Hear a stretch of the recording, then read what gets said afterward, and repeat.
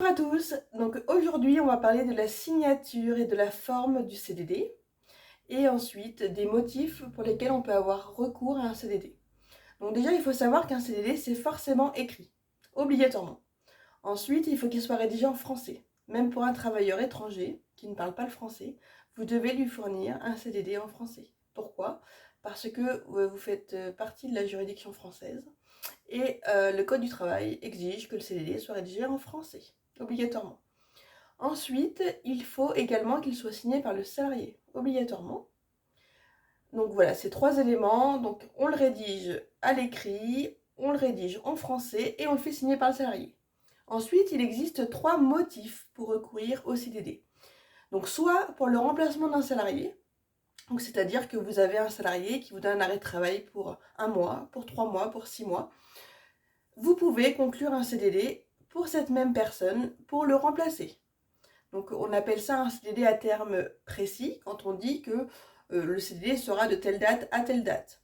Maintenant, si vous pensez que le salarié, par exemple, va avoir un arrêt de travail assez long, par exemple on part sur 6 mois, mais vous avez peur qu'il soit renouvelé parce que il va faire partie d'une maladie longue, voilà, vous entendez bien avec votre salarié, vous savez très bien que ça va durer.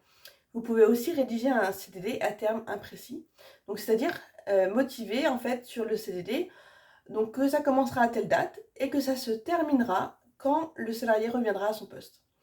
Voilà également la possibilité que vous avez pour le remplacement d'un salarié. Donc ça c'est le premier motif. Deuxième motif, du coup, c'est l'accroissement temporaire d'activité. Alors bien sûr, qu'est-ce qu'on entend par accroissement temporaire? C'est-à-dire vous ne pouvez pas faire un CDD pour un salarié que vous allez recruter à vitam aeternam. Non. C'est là, vous vous dites, voilà, c'est la période de solde. Je vais avoir donc un accroissement d'activité, clairement, dû au solde. Donc du coup, je prends quelqu'un en supplément pour pallier à cet accroissement. Donc là, voilà, c'est un des motifs de la conclusion d'un CDD. Maintenant, ça peut être aussi pour un emploi à caractère saisonnier.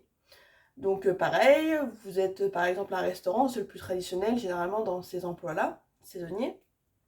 Vous dites, pour l'été, généralement, voilà, de juin à septembre, j'ai un accroissement donc d'activité.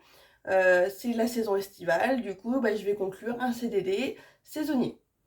Voilà donc les trois motifs, donc je les répète. Donc remplacement d'un salarié, accroissement temporaire d'activité, ou alors pour un emploi saisonnier. Il faut savoir que si il n'est pas écrit, il n'est pas rédigé en français, il n'est pas signé par le salarié, vous ne respectez pas les trois motifs qui justifient un CDD, ça peut être requalifié en CDI par un juge.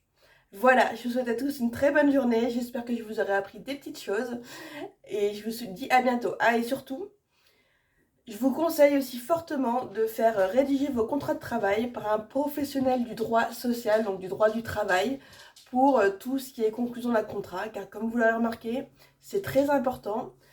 S'il vous manque le moindre élément, vous avez le risque que ça soit reconsidéré en CDI. Donc attention. Voilà, je vous laisse sur ces quelques mots.